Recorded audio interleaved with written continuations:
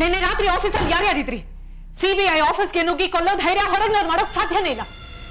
ರೀ ಶಂಕರಯ್ಯ, ನಿನ್ನೆ main gate ಅಲ್ಲಿ ನೀವೇ ಅಲ್ವೇನ್ರಿ ಇದ್ದಿದ್ದು? ಹೌದು ಮೇಡಮ್. ಯಾರು ಬಂದ್ರು, ಯಾರು ಹೋದ್ರು, ಎಲ್ಲ ಡೀಟೇಲ್ಸ್ ನನ್ಗೆ ಬೇಕು.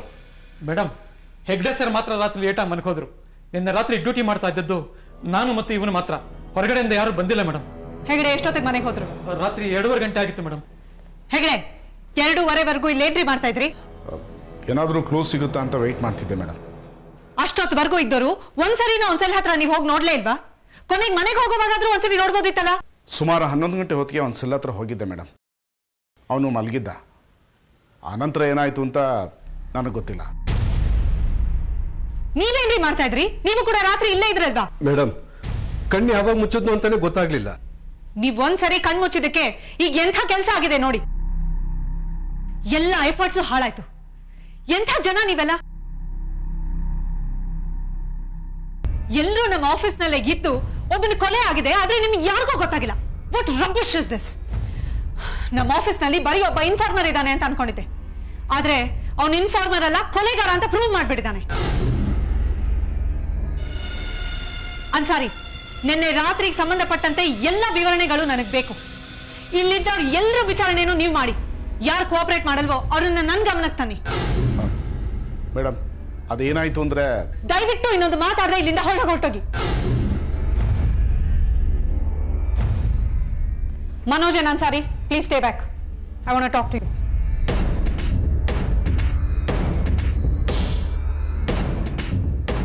ಇನ್ಮೇಲಿಂದ ನೀವಿಬ್ರು ಈ ಕೇಸಿನ ವಿಷಯ ಹೊರಗಡೆ ಯಾರ ಹತ್ರನೂ ಮಾತಾಡಬೇಡಿ. ಏನೇ ಇದ್ರೂ ನೇರವಾಗಿ ಬಂದು ನನ್ನ ಹತ್ರ ಹೇಳಿ. ಎಸ್ಪೆಷಲಿ ಆ ಹೆಗಡೆನ ಇದರಿಂದ ದೂರ ಇಡಿ. ಈ ಕೇಸ್ ನಮಗೆ ಎಷ್ಟು ಮುಖ್ಯ ಅಂತ ನಿಮಗೆ ಗೊತ್ತಿದೆ ಅಲ್ವಾ? ಇನ್ನ ಬೇರೆ 2 ಆಫೀಸರ್ಗಳನ್ನ ನಿಮ್ ದಳಕ್ಕೆ ಸೇರಿಸ್ಕೊಳ್ಳಿ. Sure madam. ಮನೋಜ್, ಹೊಸ ಟೀಮ್ನ ಕಟ್ಟೋ ಜವಾಬ್ದಾರಿ ನಿಮ್ದು. ಆದ್ರೆ ಇದ್ರ ಬಗ್ಗೆ ಯಾರ ಹತ್ರನೂ ನೀವು ಡಿಸ್ಕಸ್ ಮಾಡಬೇಡಿ. ನಿಮ್ಮಿಬ್ರನ್ನ ಬಿಟ್ಟು ಈ ಆಫೀಸ್ನಲ್ಲಿ ಯಾರನ್ನೂ ನಂಬೋ ಸ್ಥಿತಿಲಿ ನಾನಿಲ್ಲ. ನಿಮ್ ನಂಬಿಕೆ ಉಳಿಸ್ಕೊಡ್ತೀವಿ ಮೇಡಮ್. ನಿಮಗೆ ಯಾರು ಸರಿ ಕಾಣಿಸ್ತಾರೋ ಅವ್ರನ್ನ ಆಯ್ಕೆ ಮಾಡಿ. ಆದ್ರೆ ಅವ್ರನ್ನ ಆಯ್ಕೆ ಮಾಡೋಕ್ ಮುಂಚೆ ಒಂದ್ಸರಿ ನನಗೆ ತಿಳಿಸೋದನ್ನ ಮರಿಬೇಡಿ. ಸರಿ ಮೇಡಮ್. ಹಾಗೆ ನಮ್ಮ ಆಫೀಸ್ನಲ್ಲಿರೋರು ಎಲ್ಲರ ಮೇಲೂ ಒಂದು ಕಣ್ಣಿರ್ಲಿ.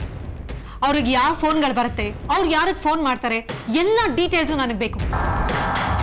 ಹಾಗೆ ಆಫೀಸ್ನಲ್ಲಿರೋ ಎಲ್ಲರೂ ಮೊಬೈಲ್ ಫೋನ್ ರೆಕಾರ್ಡ್ಸ್ ಅನ್ನು ಚೆಕ್ ಮಾಡಿಸಿ. ಅವ್ರ ಮನೆ ಫೋನ್ಗಳು ಕೂಡ ಟ್ಯಾಪ್ ಮಾಡಿ. ಇನ್ನು ಒಂದೇ ಒಂದು ಸರಿ ಐಜಾಜ್ ನಾರ್ಕೋ ಅನಾಲಿಸಿಸ್ ಟೆಸ್ಟ್ ಮಾಡಿದಿದ್ರೆ ಎಷ್ಟೊಂದು ಇನ್ಫಾರ್ಮೇಶನ್ ಗೊತ್ತಾಗ್ತಾ ಇತ್ತು.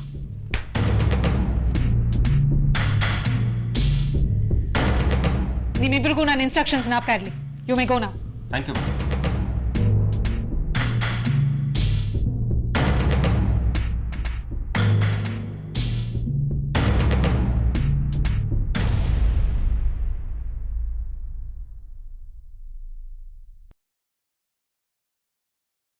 ಸರ್, ನಾವು ಹೀಗೆ ಮಾಡಿದ್ರೆ ಚೆನ್ನಾಗಿರುತ್ತೆ ಅನ್ಸುತ್ತೆ. CM ಹೊರಗೆ ಹೋಗೋದಕ್ಕೆ 10 ನಿಮಿಷ ಮೊದಲು ಒಂದು ಡಮ್ಮಿ ಕಾನ್ವಾಯ್, ಅಂದ್ರೆ CM ಯೂಶುವಲ್ ಆಗಿ ಹೋಗೋ ವೆಹಿಕಲ್ ಮತ್ತೆ ಅವ್ರ ಜೊತೆ ಹೋಗೋ ಪ್ಯಾಟ್ರೋಲಿಂಗ್ ವೆಹಿಕಲ್ಸ್ನೆಲ್ಲ 10 ನಿಮಿಷ ಮುಂಚೆ ಫ್ರಂಟ್ ಗೇಟ್ ಇಂದ ಬಿಡೋಣ. ಅಕಸ್ಮಾತ್ ಅಟ್ಯಾಕ್ ಆದ್ರೆ ಅದು ಆ ಡಮ್ಮಿ ಕಾನ್ವಾಯ್ ಮೇಲೆ ಅಟ್ಯಾಕ್ ಆಗುತ್ತೆ. ಆಗ ನಾವು CM ಅವ್ರನ್ನ ಸೇಫ್ ಆಗಿ ಬ್ಯಾಕ್ ಗೇಟ್ ಮೂಲಕ ಹೊರಗೆ ಕಳಿಸ್ಬೋದು ಅಲ್ವಾ ಸರ್? ನಿಮ್ಮ ಯೋಜನೆ ತುಂಬಾ ಚೆನ್ನಾಗಿದೆ ದೇವರಾಜ್. ನಮ್ಮ ಪ್ಲಾನ್ ಎಲ್ಲೋ ಹೊರಗೆ ಲೀಕ್ ಆಗದಿರೋ ಹಾಗೆ ನಾವು ಸರಿಯಾಗಿ ನೋಡ್ಕೋಬೇಕು. ನಾವು CM ಸೆಕ್ಯೂರಿಟಿನ ಟೈಟ್ ಮಾಡಬೇಕು ಅಂದ್ರೆ ಅವ್ರು ಓಡಾಡೋಕ್ಕೆ ಒಂದೇ ದಾರಿ ಅಲ್ಲ, ಸುಮಾರು ದಾರಿಗಳು ಕೊಡಬೇಕು. ನಾವು ಯಾವ ದಾರಿ ಉಪಯೋಗಿಸ್ತೀವಿ ಅಂತ ಅವ್ರು ಹೊರಡೋಕ್ಕೂ ಮತ್ತು ಬರೋಕ್ಕೂ 5 ನಿಮಿಷ ಮುಂಚೆ ನಿರ್ಧಾರ ಮಾಡೋಣ. ಆಗ ಲೀಕ್ ಆಗೋಕ್ಕೆ ಚಾನ್ಸ್ ಇಲ್ಲ. ಲೀಕ್ ಆದ್ರೂ ಟೆರರಿಸ್ಟ್ಗಳು ಅಟ್ಯಾಕ್ ಮಾಡೋಕೆ ಅಷ್ಟೊಂದು ಟೈಮ್ ಸಿಗಲ್ಲ. ಸರ್, ನೀವು ಹೇಳಿದ ಐಡಿಯಾ ತುಂಬಾ ಚೆನ್ನಾಗಿದೆ. ಆಮೇಲೆ ನಮ್ಮ ಟೀಮಲ್ಲಿ ಎಲ್ಲ ಆಫೀಸರ್ ಬ್ಯಾಕ್ಗ್ರೌಂಡ್ ಚೆಕ್ ಮಾಡಿದ್ದೀರಾ? ಚೆಕ್ ಮಾಡಿದೆ ಸರ್, ಎಲ್ಲರೂ ನಿಯತ್ತಾಗಿರೋರೆ.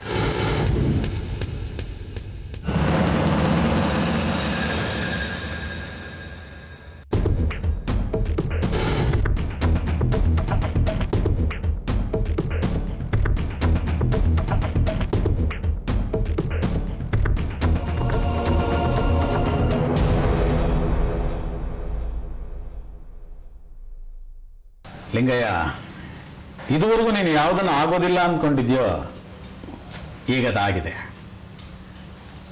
ಯಾಕೆ ಹಾಗೆ ನೋಡ್ತಾ ಇದ್ದೀಯಾ? ಇವತ್ತು ನಿನ್ನ ಬಿಡುಗಡೆ, ಇವತ್ತಾದ್ರೂ ಸ್ವಲ್ಪ ನಗು ಮಾರಾಯ. 20 ವರ್ಷ ಆಯ್ತು ಸರ್ ನನ್ನ ನಗು ಸತ್ತು ಹೋಗಿ. ನಿಜವಾಗ್ಲೂ ನನಗೆ ಬಿಡುಗಡೆ ಆಗ್ತಿದೆಯಾ ಸರ್? ಹೌದು ಲಿಂಗಯ್ಯ, ನಾನು ನಿಜಾನೇ ಹೇಳ್ತಾ ಇದ್ದೀನಿ. ಖಂಡಿತವಾಗ್ಲೂ ಇವತ್ತೇ ಬಿಡುಗಡೆ. ನೀನು ಈಗಲೇ ಇಲ್ಲಿಂದ ಹೋಗಬಹುದು. ಮುಂದೆ ಏನು ಮಾಡಬೇಕು ಅಂತ ಅಂದ್ಕೊಂಡಿದ್ಯಾ ನೀನು? ಮಾಡೋದೇನು ಸರ್, ಮೊದಲು ಇಷ್ಟು ವರ್ಷ ಈ ಜೈಲಲ್ಲಿ ನಾ ಕೊಳೆಯೋ ಹಾಗೆ ಮಾಡಿದ್ನಲ್ಲ, ಅವನನ್ನು ಹುಡುಕ್ತೀನಿ. ಈ ಕೆಲಸದಲ್ಲಿ ದೇವ್ರ ನನ್ನ ಕೈ ಬಿಡಲ್ಲ ಅಂತ ಅನ್ಕೊಂಡಿದ್ದೀನಿ. ಹೇಗೆ ಹುಡುಕ್ತೀಯ ಲಿಂಗಯ್ಯ? ಬೆಂಗಳೂರು ಮೊದಲಿನ ಥರ ಇಲ್ಲ.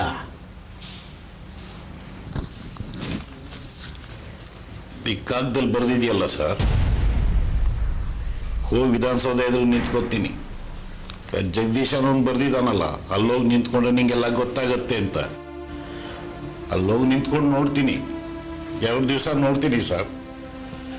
ಏನೋ ಗೊತ್ತಾಗದಿದ್ರೆ ಊರಿಗೆ ಹೋಗಿ ನನ್ನ ಹೆಂಡತಿ ಮಗಳನ್ನ ಹುಡುಕ್ತೀನಿ. ಪ್ರಯಾಣದ ಖರ್ಚಿಗೆ ಇಟ್ಕೋ, ನಾನು ಕೊಡ್ತಾ ಇರೋದು. ತಗೊಳ್ಳಂಗೆಯ ಇಟ್ಕೋ.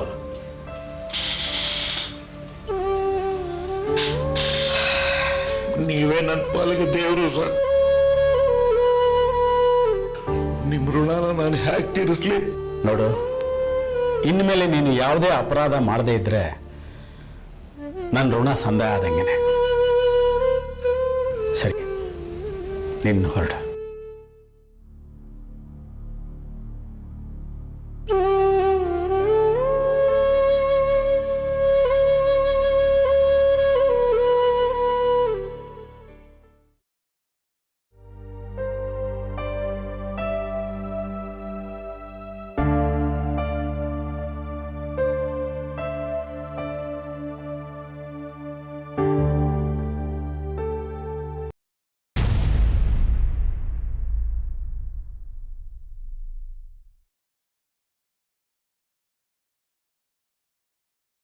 ಓ ಗಾಡ್ ಮಮ್ಮಿ, ಇದು ನಿಂದ ಫೋಟೋ.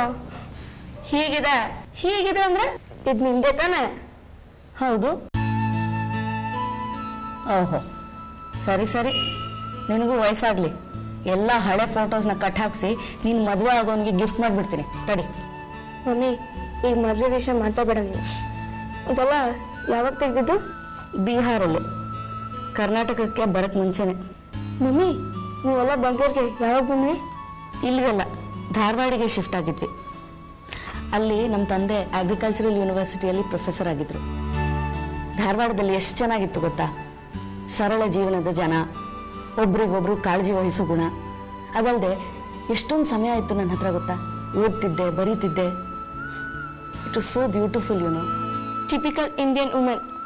ಅದ್ರಲ್ಲಿ ಬರೇ ನಮ್ಮ ಜನ್ರೇಷನ್ನೇ ಬೈಕೋತ್ಯಾ? ನಿಂಗೆ ಅಲ್ಲಿ ಬೋರ್ ಆಗ್ತಿತ್ತು, ಹೇಳ್ಕೋತೀನಿ ಅಷ್ಟೇ. ಇಲ್ಲ ಕಡೆ, ತುಂಬ ಸಂತೋಷವಾಗಿದ್ದೆ.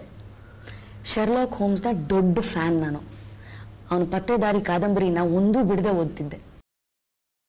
ಧಾರವಾಡ ಯೂನಿವರ್ಸಿಟಿಯಲ್ಲಿ ಕ್ರಿಮಿನಾಲಜಿ ಮತ್ತು ಫೊರೆನ್ಸಿಕ್ ಸೈನ್ಸ್ದು ಒಂದು ಕೋರ್ಸ್ ಇದೆ ಅಂತ ಗೊತ್ತಾದಿದ್ದ ಕೂಡಲೇ ಅಪ್ಲೈ ಮಾಡಿದೆ. ಸೀಟು ಸಿಕ್ತು. ಆಮೇಲೆ ಏನಿದೆ, ಡಿಗ್ರಿ ಕೋರ್ಸ್ ಶುರು ಮಾಡಿದ ಮೇಲೆ ಅದೇ ನನ್ನ life. I just fell in love with that subject. ಮತ್ತೆ ಡ್ಯಾಡಿ ಹೇಗೆ ಸಿಕ್ಕಿದ್ರು ಮಮ್ಮಿ? ನಿಮ್ಮ ಕ್ಯಾಂಪಸಲ್ಲೇ ಸಿಕ್ಕಿದ್ರಾ? ಹೌದು, ಆವಾಗಲೂ ನಿಮ್ಮ ಡ್ಯಾಡಿದು ಕ್ರಿಕೆಟ್ ಮೈಂಡೆ. ಅಗ್ರಿಕಲ್ಚರಲ್ ಯೂನಿವರ್ಸಿಟಿ ಹತ್ರ ಒಂದು ಖಾಲಿ ಜಮೀನು ಬಿಟ್ಟಿತ್ತು. ಅದಕ್ಕೆ ಕೈ ಹಾಕಕ್ಕೆ ನೋಡ್ತಿದ್ರು. ಅದಾಯ್ತೋ ಇಲ್ವೋ ಗೊತ್ತಿಲ್ಲ, ಅಂತೂ ನನಗೆ ಬಂದು ಮುಟ್ಟಿದ್ರು.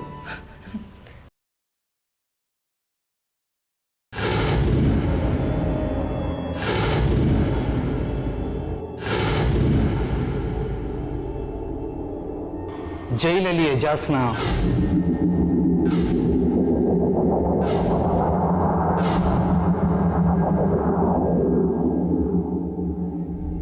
ಬೇರೆ ದಾರಿ ಇರಲಿಲ್ಲ.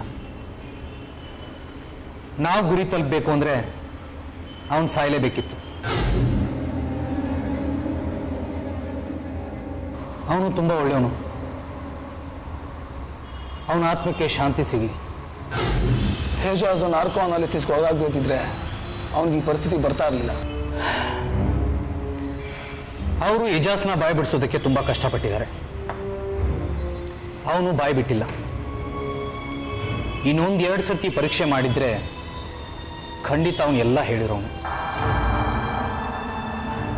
ನಾವು ಸಾಧಿಸಬೇಕಾಗಿರೋ ಗುರಿಗೆ ಮೊದಲ ಬಲಿ ಎಜಾಸ್. ಈ ಕೆಲಸ ಎಲ್ಲ ಮುಗಿಯೋರಿಗೆ ಇನ್ನು ಯಾರ್ಯಾರು ಬಲಿ ತಗೊಳ್ತೋ.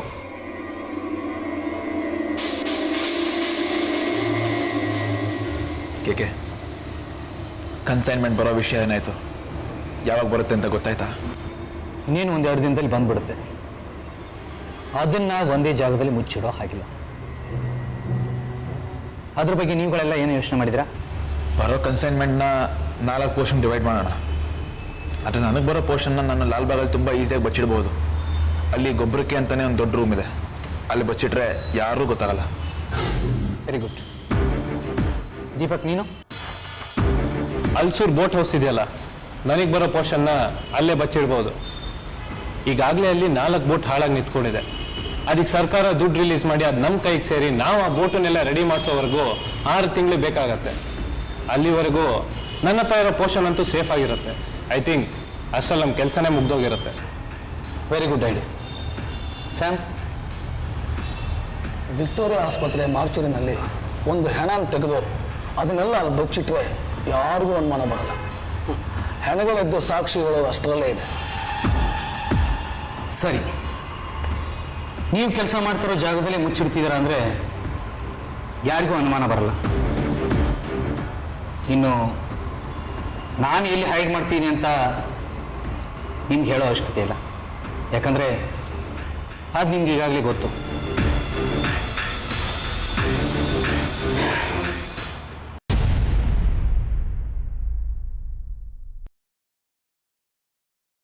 ಕೂತ್ಕೊಳ್ಳಿ.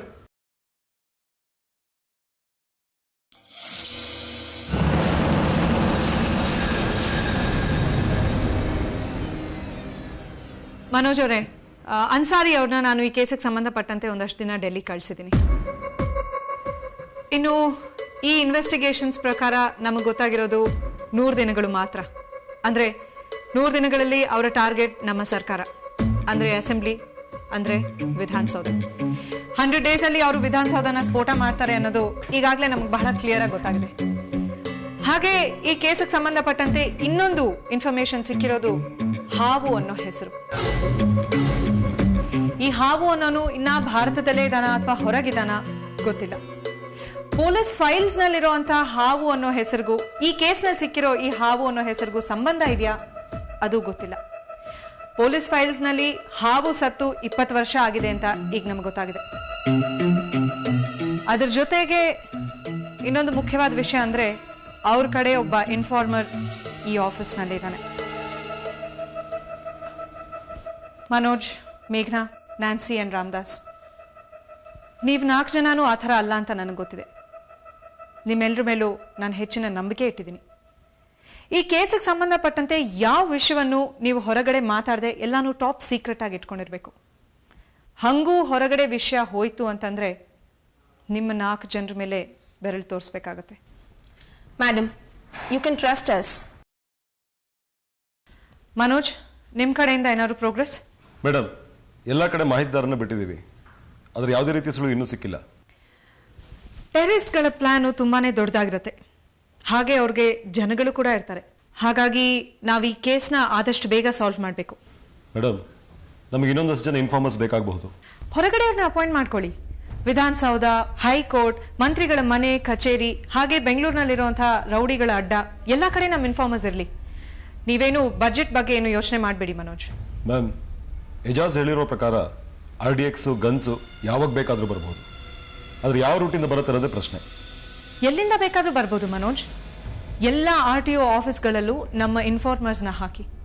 ಹಾಗೆ airport, railway station, bus stand, Mangaluru harbour, ಹಾಗೆ ಕಾರವಾರ ಪೋರ್ಟ್ ಆ್ಯಂಡ್ ಮುಖ್ಯವಾಗಿ ಭಟ್ಕಲ್ ಬಂದರು, ಈ ಎಲ್ಲ ಕಡೆ keep a close watch. Yes madam. ಏನೇ ಸಣ್ಣ ಕ್ಲೂ ಸಿಕ್ಕರೂ ಇಮಿಡಿಯೇಟ್ ಆಗಿ ನನಗೆ ಫೋನ್ ಮಾಡಿ. That's it. Thank you.